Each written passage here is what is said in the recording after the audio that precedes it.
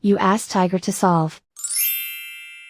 This deals with linear equations with one unknown.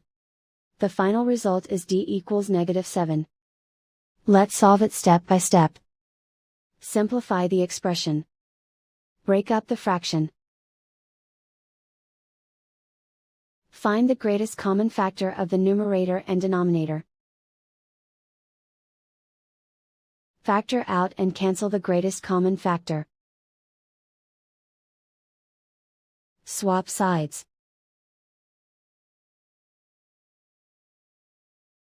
Group all constants on the right side of the equation. Add 1 to both sides. Simplify the arithmetic.